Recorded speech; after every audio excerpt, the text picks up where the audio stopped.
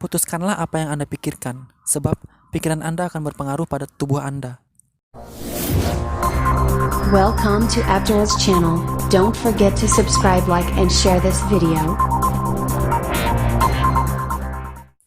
Pernahkah Anda menyadari ketika Anda membayangkan hal-hal yang menyenangkan, secara otomatis wajah kita langsung tersenyum, perasaan kita langsung bahagia, bahkan tertawa sendiri? Pernahkah Anda merasakan ketika Anda berada pada situasi yang mencekam dan menakutkan, secara otomatis Anda akan merinding, bergetar, bahkan langsung berteriak jika dikejutkan saat itu juga? Bahkan sebagian orang ada yang langsung menyerang, dan sebagian besar langsung berlari sekuatnya menghindari sejauh-jauhnya objek yang dipikirkan sangat menakutkan itu. Pernahkah Anda merasakan ketika sangat marah, secara otomatis Anda akan menyerang, detak jantung Anda akan meningkat lebih cepat, begitu juga napas Anda akan semakin cepat dan kuat. Anda mungkin akan langsung memukul dan merusak objek yang membuat Anda kesal dan marah itu. Objek itu tidak selalu berwujud manusia, bisa juga benda sehari-hari, seperti handphone, sepeda motor yang Anda gunakan, dan semua alat sehari-hari yang fungsinya tidak sesuai dengan harapan, yang membuat Anda rasanya ingin membanting, memukul, dan merusak semua hal yang membuat Anda kesal.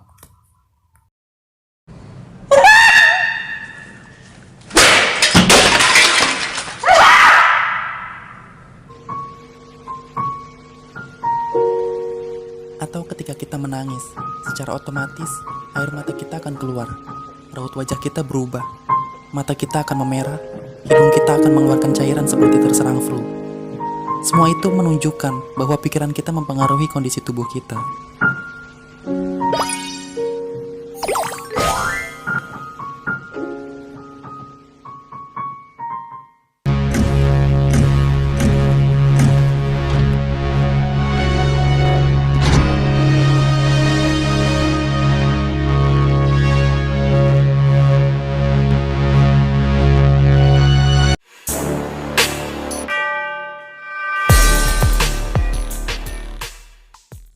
Pikiran dan tubuh saling mempengaruhi.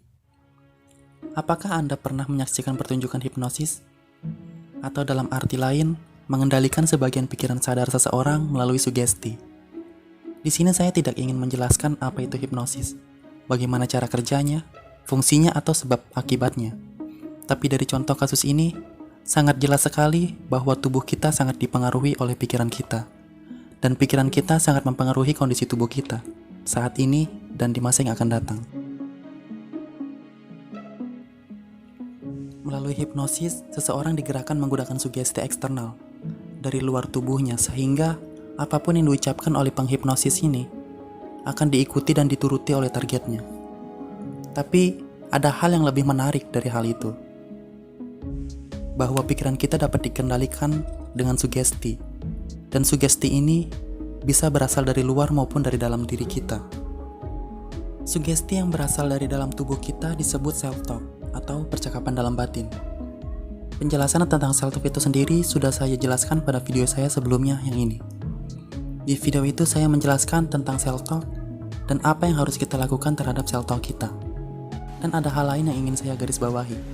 Self-talk atau percakapan yang berasal dari akal kita ini juga menjadi salah satu bukti keistimewaan serta kesempurnaan kita sebagai seorang manusia.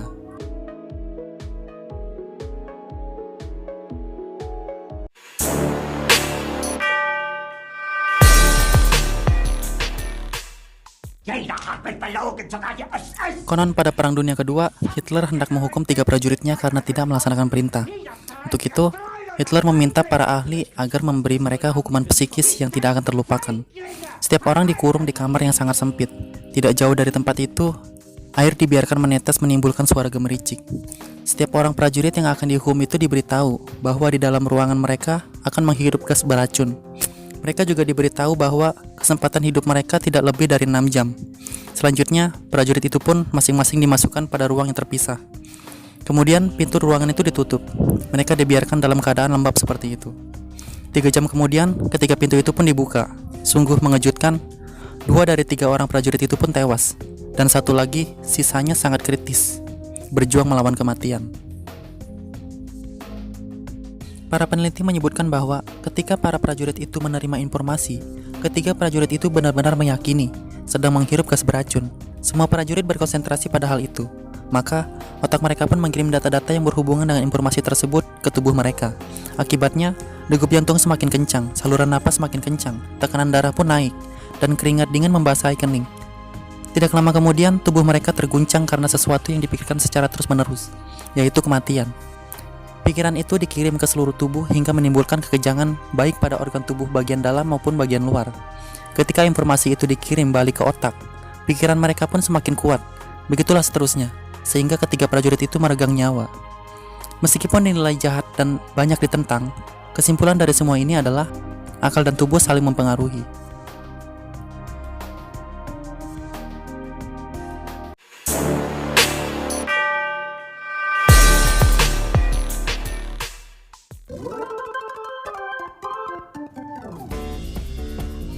Di Rumah Sakit Pusat San Francisco, Amerika Serikat, para pasien diterapi dengan tawa dan kabar positif.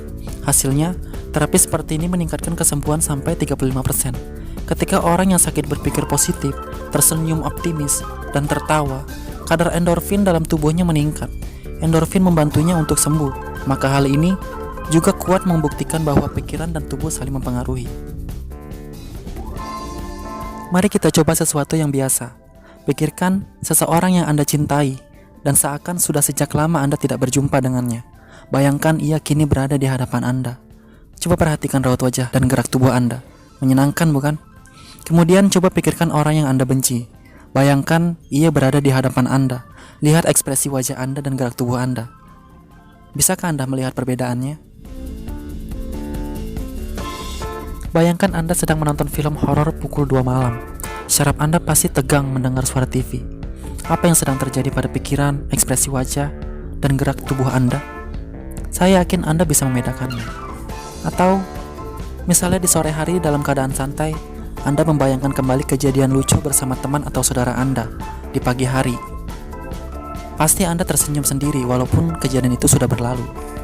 Hal ini membuktikan bahwa apa yang Anda pikirkan menjadi pusat perhatian akal Anda, kemudian membuka memori yang tersimpan dalam data khusus, sehingga mempengaruhi tubuh saat itu juga. Jika memikirkan sesuatu yang menakutkan, Anda akan merasakan hal itu di tubuh Anda.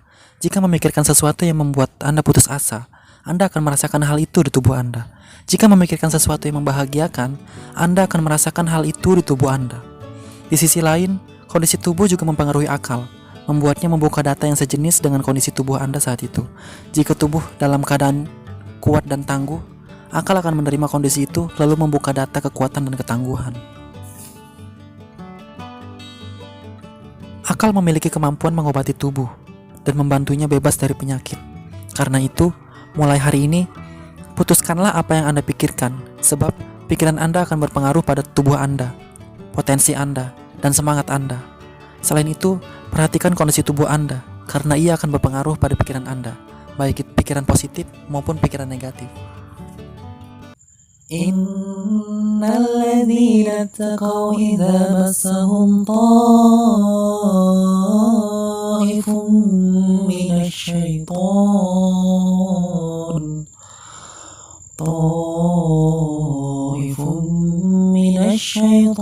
tadhakkaru fa idza hum mubsirun.